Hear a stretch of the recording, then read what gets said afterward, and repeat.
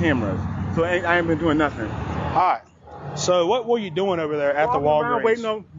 Waiting up for Western Union. Call my sister right now. She's in Florida.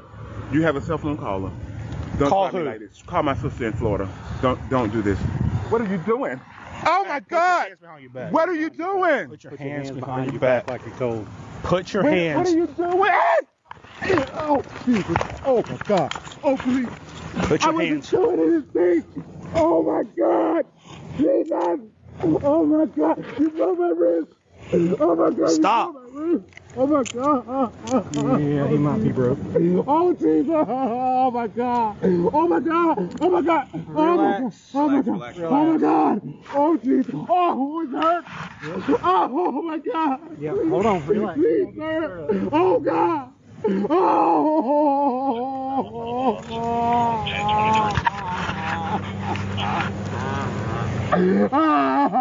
Oh, Jesus. Oh, it hurts. I'm going to take it off. Hold on. We're going to take it off. Slide it up your arm. Oh, Jesus. Oh, it hurts. It hurts. Yeah. It hurts. Please, sir. Please, sir. I'm going to take it off. I want you to relax. And for paperwork found on Jerry Leon Johnson for VPD, Verify, Cook County. Okay. Lay down. Okay. Oh, sir. Put me over my back. Yeah, well, we'll get to that in just a second, all right? One thing at a time. It's coming. Do that in a second, okay? It's coming.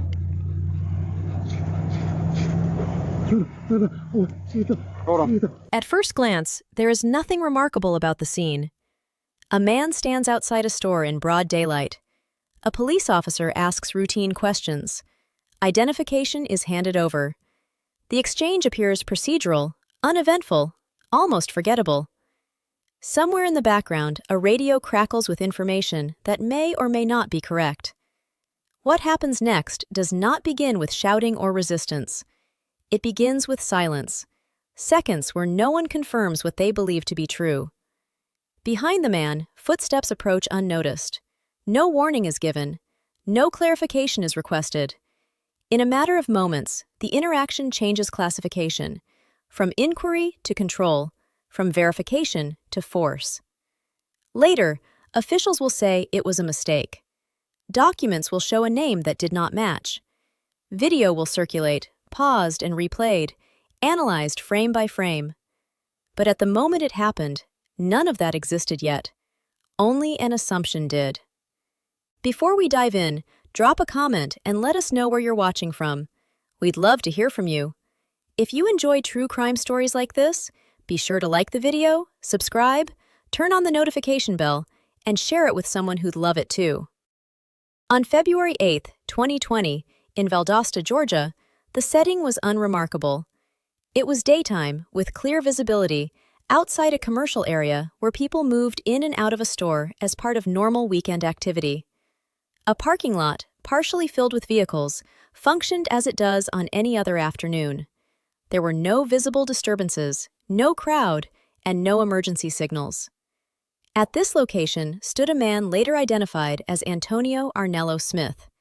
He was not running, hiding, or attempting to leave. When approached by law enforcement, the interaction initially followed routine patterns. A uniformed officer asked questions. Identification was requested. Answers were given. At this point, the situation fell within the category of a standard field inquiry. Unknown to Smith, and not yet confirmed by officers on the scene, was the possibility that police were searching for someone else entirely. The existence of body camera footage, though not immediately relevant in the moment, would later become central to understanding how the encounter unfolded. The question raised by this incident is procedural rather than philosophical. How does a routine inquiry, in an ordinary setting, escalate into a permanent record of injury, litigation, and institutional review within seconds? Antonio Arnello Smith was an adult resident of Valdosta, Georgia at the time of the incident. He had established roots in the community through family ties and employment. His early life and upbringing followed a conventional trajectory, shaped by local schools, work opportunities, and extended family networks common in small southern cities. Smith had family responsibilities that required regular employment and daily structure. Prior to the incident, Oh my God! Stop. Oh my God! Yeah, he might be broke. Oh Jesus! Oh my God! Oh my God! Oh my God! Oh my God! Oh my God! Relax, Oh my God! Oh Jesus! Oh, it's hurt! Oh my God! Yeah, hold on, relax. Please, sir! Oh God!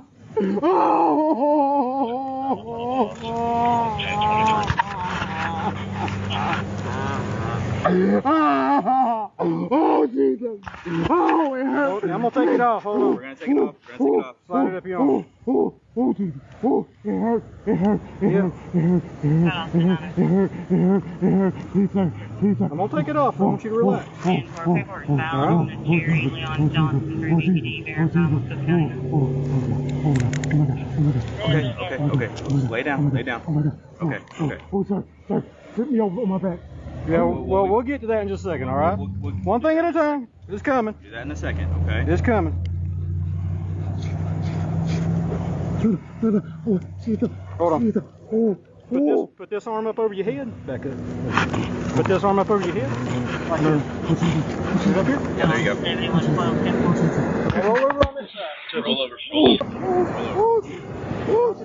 Oh, Lord! Oh, God!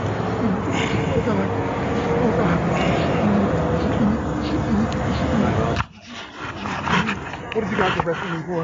You have a warrant to arrest, please. Hey, this was the guy with the warrants over there. Oh, what did you He maintained a routine that involved work, errands, and time spent within familiar neighborhoods. His employment history showed no indicators of instability that would place him under law enforcement scrutiny. At the time of the encounter, Smith did not have an outstanding criminal warrant. This detail is critical because the justification for the police action would later rely on the belief, later proven incorrect, that he was subject to arrest.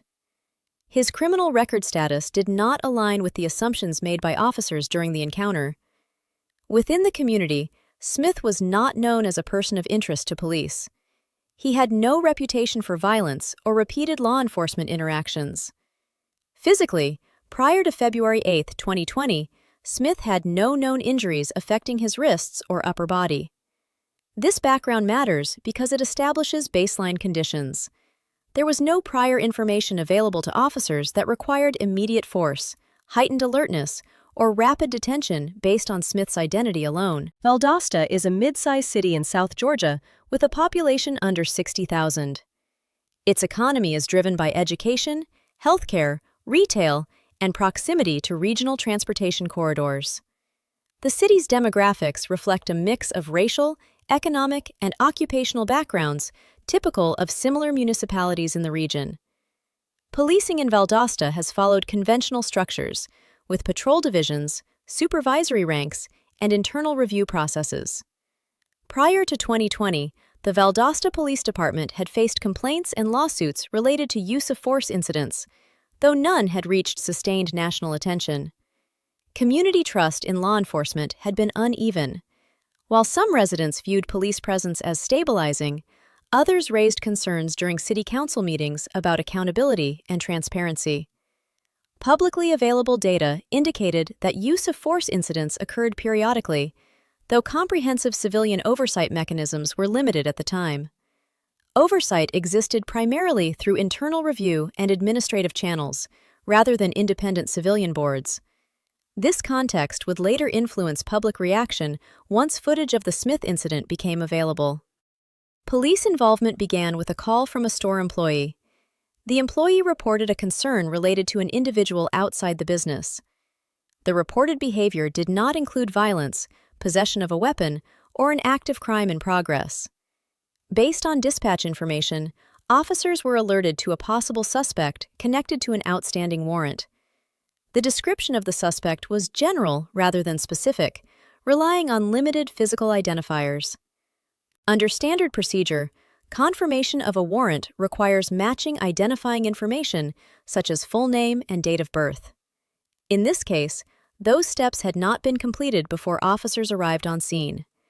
Dispatch communication provided incomplete verification. Early indicators of misidentification included Smith's cooperation, lack of evasive behavior, and immediate compliance.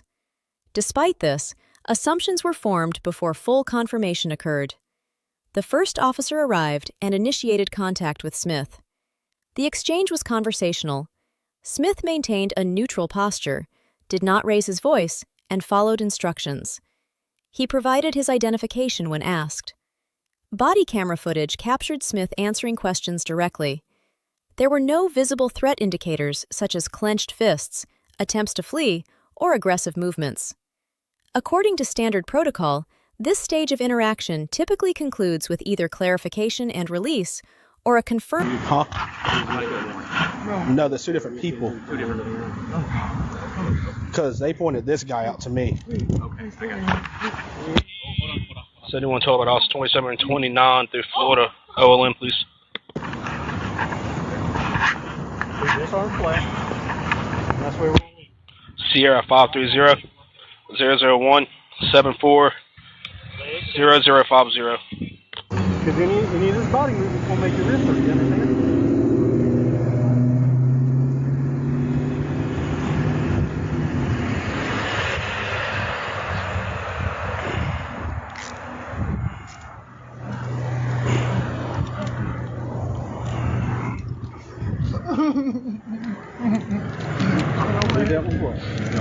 Put on my glove and hold on here. Trying to get rid of the band. I got you. We'll Here, we just shoot.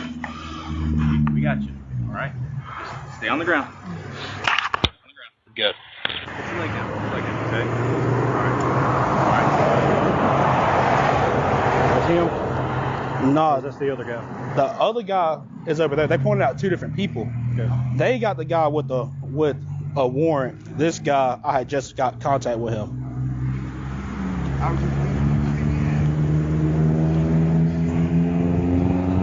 thought this was wrong with the warrant. No, that's why I was trying to. No, because there's two different people. That's why I was trying to figure out if I had missed something. He told him to put his hands behind his back. Because they pointed this guy out too. The people at the store pointed him out also. Don't move your arm, okay? Don't move your arm. Why didn't you tell me something? I thought he was the one with the warrant. No, well, I thought I had missed something. He told him to put his hands behind his back. That's why I thought I had missed something. Because it's two different people. Because they just pointed this guy out to me. Who did? In reference to what? Reference to whatever was going on over there. They said this is the guy, but apparently there's another guy over there too. Because the lady. They wanted CT on him as well? I don't know. I hadn't even asked. They just said right there, right there, right there. I'm Antonio in 1607, the one that be calling about the witches all the time. I'm in the Christian program. Okay. Christian workshop. Okay.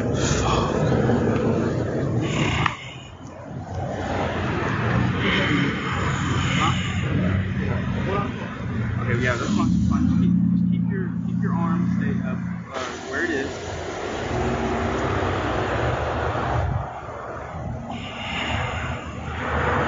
God damn it.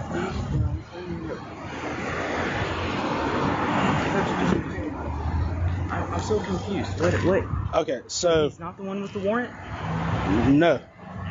Apparently he has a warrant. So whenever they were talking to him, Swore said, "Hey, come over here and see if there's another guy," because that guy said, "Hey, there's another guy also." So when I walk on the side of the store, people are there like that guy. I was like, "Hey, he's walking through the red roof in." So I thought this was the guy that they were calling about because he said, because that guy said he's not the one that had to call him. He said it was this guy. So whenever he was walking down, I was like, all right, well, I went back to go grab my car, and I got him stopped here.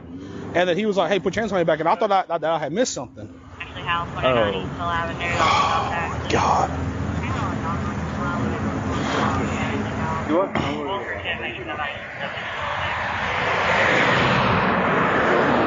Get his ID and stuff? Yeah. Did you run him? Yeah. Good? Yeah. Hold on, sir. Hold on. We got an ambulance coming, okay?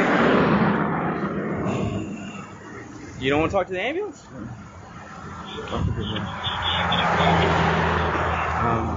Oh my God.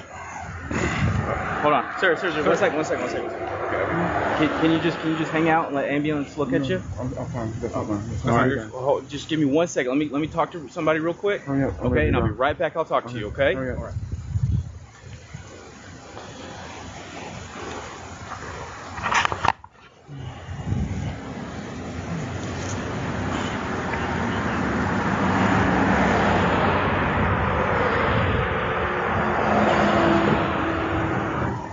Arrest based on verified information. At this point, neither escalation nor force was procedurally required. A second officer arrived shortly after the first contact began. His approach was from behind Smith. There was no audible verbal warning recorded on body camera footage before physical contact occurred. The officer did not engage in dialogue or request clarification from the first officer. No de-escalation techniques were attempted. Authority shifted from inquiry to control without an observable triggering action by Smith. This moment marked a change in decision-making where assumptions replaced verification. The takedown occurred rapidly. Body camera footage from multiple angles shows Smith being grabbed from behind and forced to the ground. Audio captures Smith reacting verbally, indicating immediate pain. The force used involved a physical slam that resulted in Smith landing face first. Officers issued commands during the process, though Smith did not resist prior to the takedown. Smith sustained injuries, including damage to his wrist. There were limited witness reactions documented as the incident unfolded quickly. Following the takedown, Smith was placed in handcuffs. Officers stated that he had an outstanding warrant. Smith verbally denied this claim. A delay occurred before officers verified the warrant information with dispatch. Communication records show a correction was eventually received. The exact moment the error became clear is captured on audio. Smith was not the individual named in the warrant. The handcuffs were removed shortly afterward, and Smith was released without charges. The confirmation error unfolded through routine police communication rather than dramatic intervention. Audio captured on body camera footage records dispatch relaying corrected information after officers requested warrant verification. The name, date of birth, and identifying details did not match the individual in custody. The outstanding warrant belonged to another person. This correction occurred only after Smith had been taken to the ground and handcuffed. Once officers acknowledged the discrepancy, their tone shifted from command-based instruction to procedural adjustment. Statements made on audio indicate recognition of the mistake without extended discussion on how it occurred. Despite Smith verbally indicating injury, there was no immediate medical evaluation requested at the scene. Officers did not call for emergency medical services. Instead, the handcuffs were removed shortly after the error was confirmed. Smith was informed he was free to go. No citation was issued. No arrest was logged. Importantly, no formal arrest report was generated documenting the use of force, as Smith was never officially arrested. The interaction ended administratively, leaving body camera footage as the primary record of what occurred. After leaving the scene, Smith sought medical treatment. Medical evaluations documented injuries consistent with blunt force trauma, including a wrist injury that required further care. Diagnostic imaging confirmed physical damage that extended beyond temporary pain. Long-term physical consequences included ongoing discomfort and limitations related to the injured wrist. These effects impacted Smith's ability to perform certain tasks, particularly those involving manual labor or repetitive movement. Medical follow-ups and treatment appointments became part of his routine. Psychological impact, as referenced in legal filings, was described in clinical terms. These included stress responses associated with sudden physical force and unexpected detention. Such impacts were documented through professional assessment rather than personal narrative. Financial strain followed. Medical bills accumulated, and work interruptions resulted in lost income. Time spent attending medical appointments and consulting attorneys further disrupted Smith's daily schedule. Smith attempted to address the incident through formal channels. Complaints were filed, and legal representation was sought. These efforts marked a shift from individual recovery to institutional accountability. In the days following the incident, the Valdosta Police Department issued brief public statements acknowledging the encounter. Initial comments emphasized that Smith was released without charges and that the situation involved mistaken identity. An internal investigation was initiated to review officer conduct. The review focused on policy compliance, use of force justification, and communication procedures. Findings from the internal process. And as I was getting ready to put my hands behind my back, he picked me up. Huh? You said what, man? As I was getting ready to put my hands behind my back, he forcefully picked me up. Okay. I know what happened.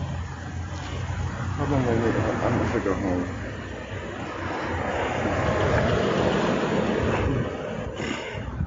I'm tired of this.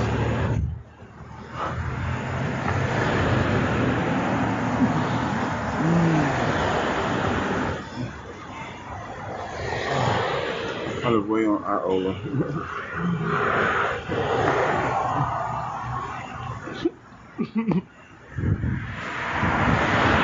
This is cool.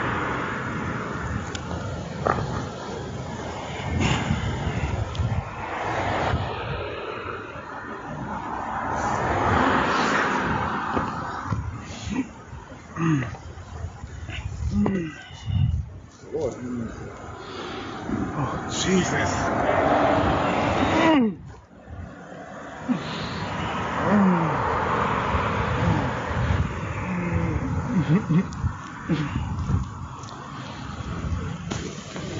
I think it's.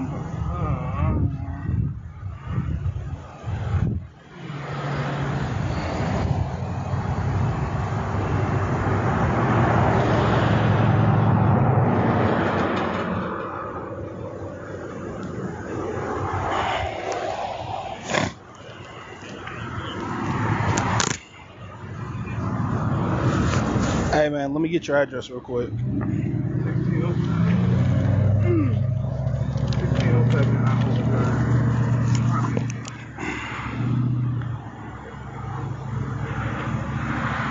And what's your phone number?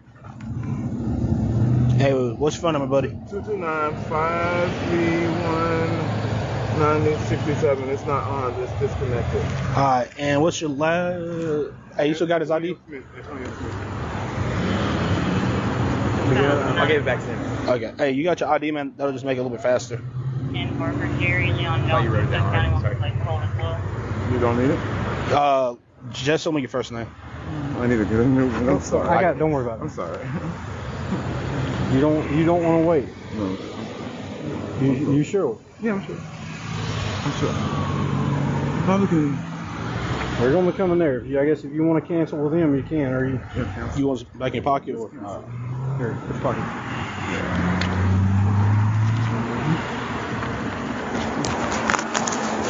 He explained to you what was happening, right? Mm-hmm. Okay. I heard the whole thing. Okay. You don't want to wait for the EMS? No. You sure? Yeah, I'm sure. All right.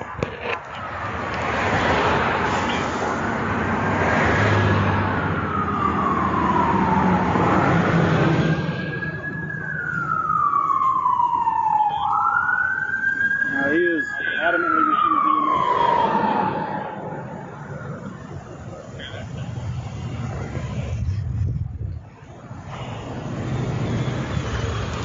He walked off. He said he will not be doing any. Were not fully detailed in public disclosures. No immediate disciplinary action against the officers involved was announced. Officer histories became a point of interest, particularly regarding prior complaints or use of force incidents.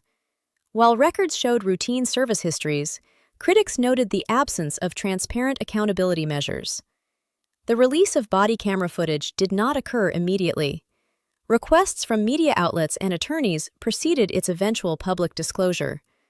Once released, the footage became central evidence in both public debate and legal proceedings. Media coverage intensified after the body camera footage became public. Local news outlets first reported the incident, followed by regional and national platforms. Coverage focused on the speed of escalation and the confirmation that Smith was not the individual sought by police. Community meetings and public forums in Valdosta addressed concerns about policing practices. Residents questioned verification procedures, training standards, and the lack of immediate disciplinary measures.